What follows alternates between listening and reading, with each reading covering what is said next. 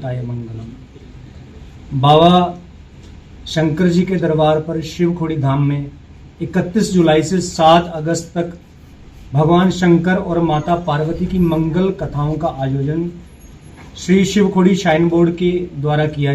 जैसे कि आप जानते हैं, शिवखोड़ी श्राइन बोर्ड हमारे रमसू में जो भोले बाबा हैं उनका एक स्थान है, उससे रिलेटेड ही एक बोर्ड बना हुआ है। और इस बार कोई मुझे बताया गया है कि 15 साल के बाद ऐसा पर्व आया है जहाँ पर हमारा 2 महीने का श्रावण महीना जो है इस बार मनाया जा रहा है। और उसकी आध्यात्मिकता को देखते हुए या उसकी सिग्निफिकेंस को देखते हुए श्राइन बोर्ड ने एक फैसला लिया, डिसीजन लिया कि हम लोग इसको मनाएंगे। और हर सोमवार, इस बार 8 सोमवार पर है। जैसे कि आप जानते हैं कि श्रावण के महीने में ज़्यादातर 4 या 5 सोमवार होते हैं, इस बार 8 सोमवार होने हैं। और उसके 10 जुलाई से लेकर 31 अगस्त तक। और उसको देखते हुए हम लोगों ने एक इसको महोत्सव का नाम दिया है, शिवखोड़ी श्रावण महोत्सव इस साल। और एक छोटी सी एक शुरुआत करने की कोशिश की है ताकि जो लोग श्रद्धालु बड़ी श्रद्धा से भोले बाबा के दर्शन करने आते हैं। और श्रावण के महीने में खासकर जैसे आप जानते हैं कि यात्रु जो है हमारे 3 गुने हो जाते हैं।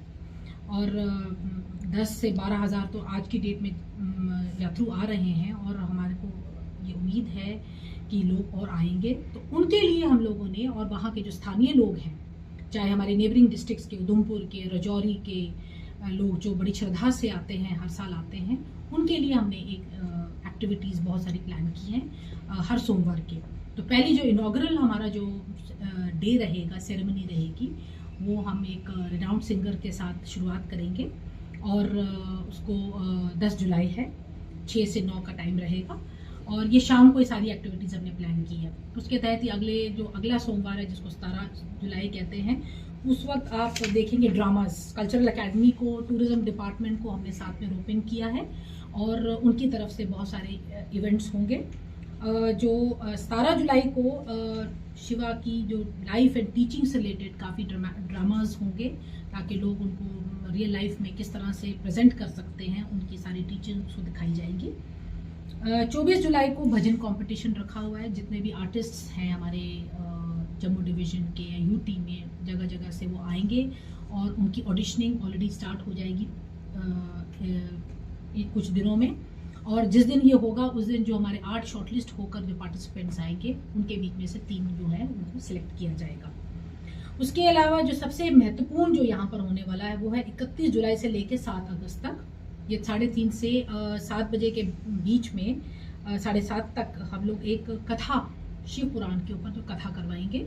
और उसके लिए हमारे कथावाचक हैं, हमारे जो नॉन ऑफिशियल मेंबर हैं प्रोफेसर मोली, उन्होंने एक कथावाचक जो हैं उनकी हमें नाम सजेस्ट किया है। और वो हमारे पास आएंगे, बैठेंगे वहाँ पर। और शिव पुराण का, क्योंकि शिव पुराण एक दिन में कंप्लीट नहीं हो सकती, इसलिए इसको हमने पूरे हफ्ते के प्रोग्राम में रखा हुआ है। और रोज़ वहाँ पे जो लोग आते हैं, श्रद्धालु भी और वहाँ के जो लोकल रेजिडेंट्स हैं, वो बैठ के इसका कथा का आनंद ले सकते हैं।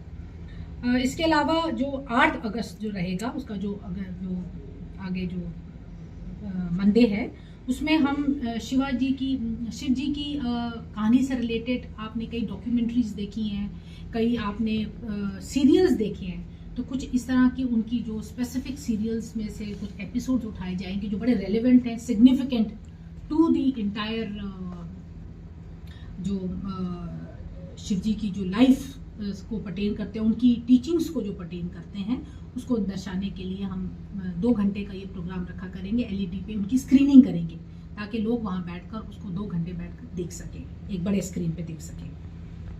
14 अगस्त से लेकर 14 अगस्त में रादर एक हमने पेंटिंग का कंपटीशन रखा है।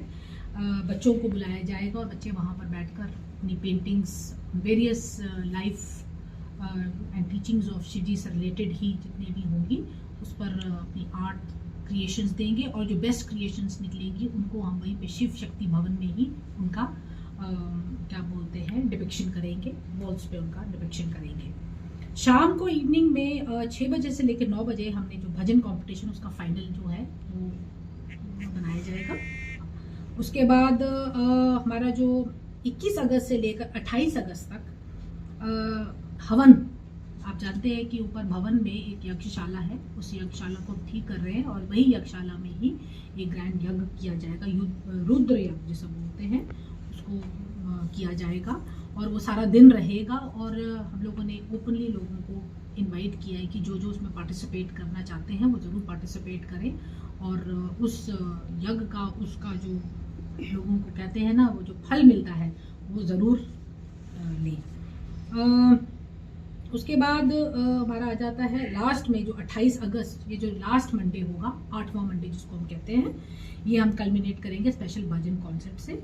तो जो हमारे इसमें लोकल आर्टिस्ट्स हैं, सिंगर्स हैं यहाँ के, आप सभी जानते हैं, उनको बुलाया जाएगा, वो अपनी परफॉर्मेंस देंगे और जो 3 विजेता, जो जीते हुए विजेता है हमारे भजन कॉन्सर्ट के, वो भी साथ में परफॉर्मेंस करेंगे। तो ये हमारी चेन ऑफ एक्टिविटीज़ हैं जो हमने इस श्रावण महोत्सव में रखी हैं और एक छोटी सी कोशिश है, एक शुरुआत करना चाहते हैं और मुझे उम्मीद है कि भोले बाबा की कृपा से ये इवेंट्स अच्छे निकलेंगे और अगर हमें अच्छा रिस्पांस मिला और लोगों को पसंद आया तो ये एक एनुअल फीचर आपका बन के होगा। चंद्रचूड़ाय निर्गुणाय गुणात्मने काल कालाय रुद्राय नीलग्रीवाय मंगलम वृखरूढ़ाय भीमाय व्याघ्रचर्मांबराय च पशुनाम पते तुभ्यम गौरीकांताय मंगलम। बाबा शंकर जी के दरबार पर शिवखोड़ी धाम में 31 जुलाई से 7 अगस्त तक भगवान शंकर और माता पार्वती की मंगल कथाओं का आयोजन श्री शिवखोड़ी श्राइन बोर्ड के द्वारा किया जा रहा है। मैं साधुवाद देता हूं श्राइन बोर्ड का, साधुवाद देता हूं डिस्ट्रिक्ट एडमिनिस्ट्रेशन का, साधुवाद देता हूं डीसी मैम का और सब जितने भी आयोजन में लगने वाले सब लोग हैं उन सब का भूरी भूरी साधुवाद। 7 या 8 दिन की ये कथा जो 31 जुलाई से शुरू हो रही है, इसमें हम मूलतः शिव पुराण की कथाएं, रामचरितमानस की कथाएं, जहां जहां से भगवान शिव की लीलाओं का वर्णन है वहां वहां से सब प्रकार के आपस में जो भेद पड़े हुए हैं लोगों के मन में वो निकल सकें, इसलिए सब नाना ग्रंथों से उन सब की कथा कहेंगे। जैसे शिवखोड़ी जो धाम है, यहाँ पर जो प्रधान कथा है वो भस्मासुर की है। भस्मासुर से भगवान शंकर जब अपने आप को लीला करते हुए वहां से निकल कर आए तो शिवखोड़ी में उन्होंने विश्राम किया, ऐसी कथा है।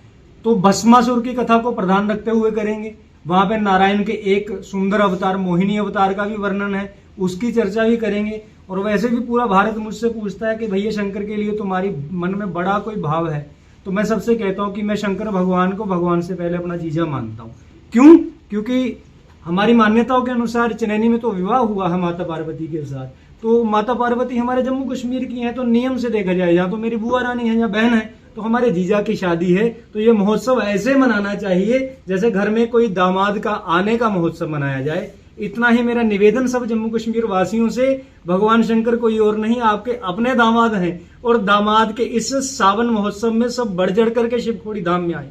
और दूसरे दामाद हमारे भगवान कृष्ण हैं, जामवंती जी से पीरखों में विवाह किया है, तो दामाद हमारे पास इतने बढ़िया तो महोत्सव बढ़िया क्यों ना हो। इसलिए श्राइन बोर्ड का पुनः एक बार धन्यवाद देता हूं, इतना बढ़िया महोत्सव आपने रखा जो हम सबको अपने जीजा श्री भगवान श्री शंकर की सेवा करने का अवसर मिला।